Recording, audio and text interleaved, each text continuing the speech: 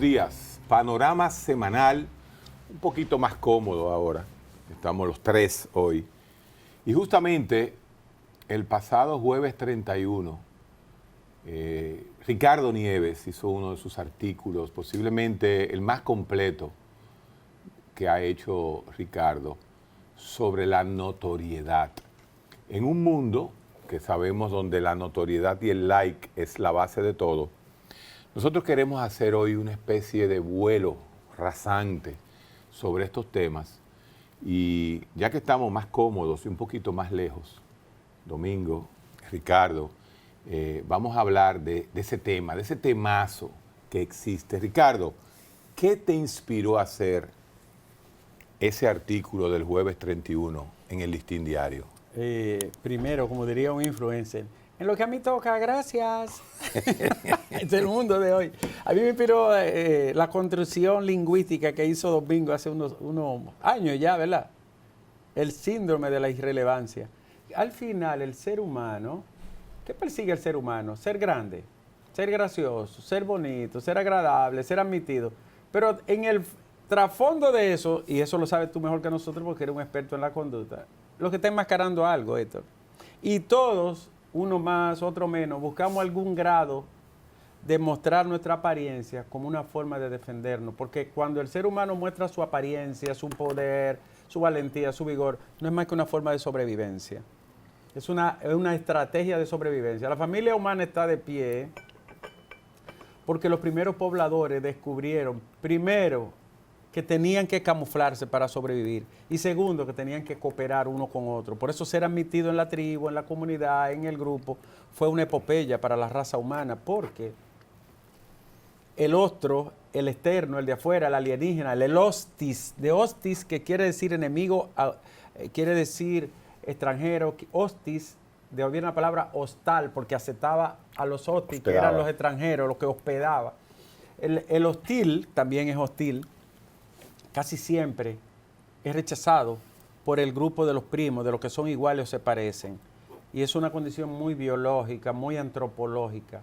Ahora, por eso los seres humanos nos inventamos todas las escaramuzas, todo el mimetismo, toda la manera de camuflarnos para sobrevivir a mil maneras. Sobre todo, y es la parte más interesante de este artículo de la notoriedad, para nosotros... Porque tú aceptas que es interesante. Sí, porque trata una condición humana que es los demonios que llevan... No, es interesante porque es un tema... Formas de Narciso. No, para nada. Ahí digo yo que Narciso ya no se ve en el rito chiquito. No. Narciso se ve en un océano inmenso ahora. Narciso dejó de verse en el angosto río y sí, se ve ahora en el océano digital, sí, que quedó bonito. Que es el más grande. Entonces... Domingo, pero lo grande no es cómo nosotros reaccionamos al mundo de afuera, a lo que diga la gente, a lo que piense el influencer, a lo que diga el youtuber.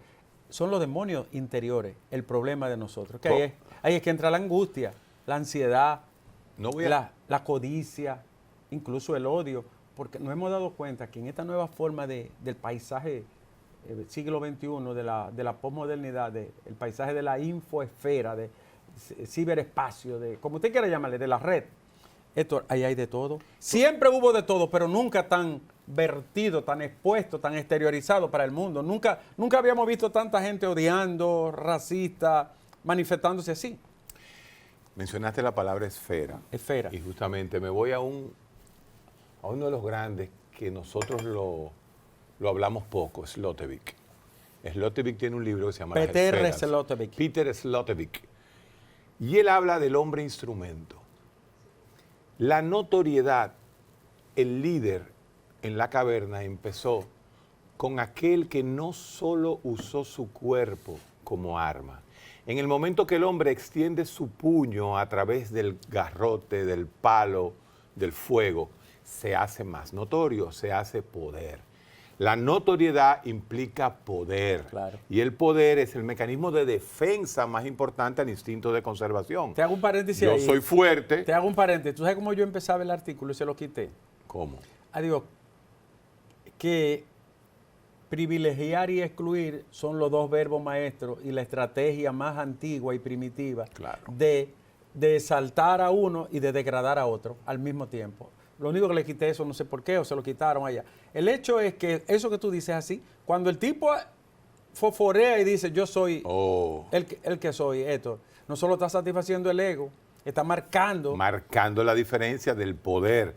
Y ese poder que en un momento dado, en la Edad Media, como tú dices, como había un poder absoluto, que era Dios, el teocentrismo de esos 1000 años de Edad Media, ¿qué había que darle a los seres humanos? Títulos.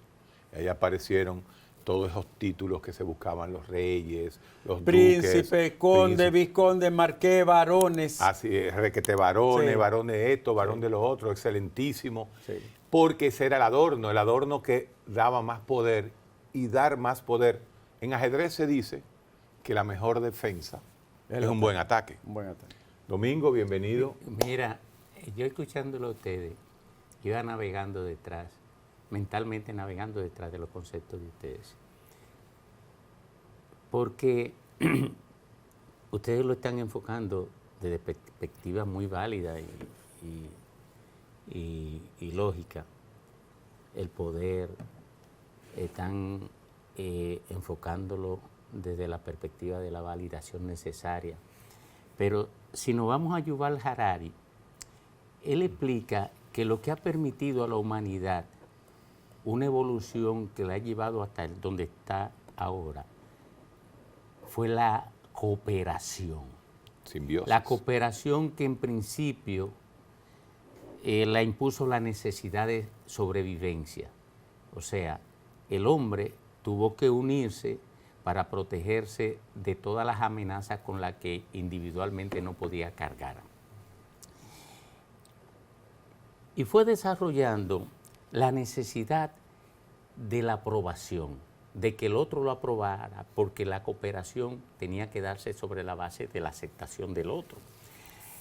Y después, muy tarde, yo leí, por estímulo de Héctor, básicamente, porque él no sabía que lo estaba provocando, a una antropóloga argentina que examina mucho los fenómenos de la posmodernidad de Héctor y de la hipermodernidad de otros, o de la modernidad líquida de Bauman. Ella dice que la posmodernidad, porque ella usa el término, ha creado un ser humano que construye su personalidad a partir de la mirada ajena. Ahí, eso refuerza la génesis de la necesidad de valoración. Al punto de que Byung-Chul Han dice que la crisis que presenta la humanidad de hoy es producto de que ha desaparecido el otro. O sea, el individuo forma su personalidad a partir de la mirada del otro, según Sibilia, pero no encuentra la ubicación real del otro. Por eso se genera eso que explica Ricardo en el artículo, esa necesidad de buscar visibilidad. No es buscar a quién ver, sino buscar quién me vea. ¿Por qué? Porque yo he desarrollado una personalidad a partir de la mirada del otro. Pero hay un problema ahí, para que tú lo sigas, que el hambre de notoriedad y de reconocimiento no se sacia. Porque el hambre de notoriedad y reconocimiento, Ricardo, viene dada por la ansiedad de buscar la mirada del otro para que me mire a mí, para yo validar mi personalidad. Y entonces, como en esa sociedad de masa, de Malujan, o en esa sociedad de masa, el individuo se ha tornado invisible y solamente tiene visibilidad a partir de un perfil en las redes, pero tú no sabes quién es el dueño de ese perfil porque nunca entra en contacto físico con esa persona. Y eso tiene muchísimas dimensiones. Eso tiene, por ejemplo, la dimensión de del vínculo frágil del individuo con el otro y con la realidad, que se ha reforzado con el mercado, porque el mercado ha reducido al individuo a solamente... No, sin el mercado no existiera, ¿verdad? Oye, a la condición de consumidor, sí. Pero un consumidor invisible, un consumidor sin nombre, que nada más tiene nombre para el sistema financiero, para el sistema crediticio, después no tiene nombre para nadie. Entonces, ¿qué ocurre? Que eso lleva a la humanidad a poder ser objeto de esa radiografía que tú haces en ese artículo. ¿Por qué que el ser humano es esclavo, por ejemplo, de las redes, y las redes le han servido de un estímulo y quizás hasta de un escenario de confort a la gente, porque le construye la esperanza de poder ser visible? Tú sabes que iba a añadirle, Héctor.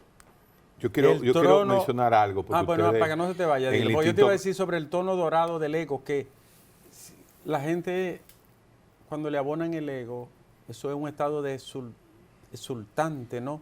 Eufórico. A la gente le encanta. Todo ser humano, mira, hasta una hormiga se siente bien. No solo el ser humano, hasta una hormiga se siente porque bien. se conecta con la necesidad cuando es halagada, de aprobación. ¿no? Cuando Derrida dice que todo está en el texto, yo cojo el todo, sería el artículo de Ricardo Nieves del jueves en Listín Diario. Pero resulta que al lado de Derrida viene otro, Roland Barthes, y dice, la muerte del autor. El autor no existe, existe interpretación del texto. Interpretando el texto de Ricardo y escuchando a Domingo y conociéndolo a los dos, yo siento como que ustedes en el fondo culpan al posmodernismo y a su nuevo protagonista, que es un protagonista digital, como de algo malo. No, señores, es todo lo contrario. La verdadera revolución, la verdadera izquierda es el posmodernismo. Porque ¿en qué momento de la historia un plebeyo, en qué momento de la historia un paria podía hacerse notar? Nunca. Esta es la primera vez en la historia de la humanidad donde cualquier paria, cualquier plebeyo, sí, un plebeyo que no sepa leer, que no tenga intelectualidad, puede salir a la notoriedad. Y eso no es malo. Malo es que haya ahora una ausencia de intelectualidad porque la notoriedad la da cualquier cosa, cierto, pero no es malo que un plebeyo pueda conseguir 3 millones de seguidores en menos de 2 horas, se viralice con alguna pendejada que haga. Entonces, lo que nosotros tenemos que revisar ahora es cómo horizontalizamos de manera equitativa el contenido real, la tecnología, la filosofía y la superficialidad postmoderna. Vamos a dejarlo ahí, vamos a coger el primer break para que Ricardo entre, porque justamente aunque el autor se muere bajo la lectura, él fue que escribió el artículo.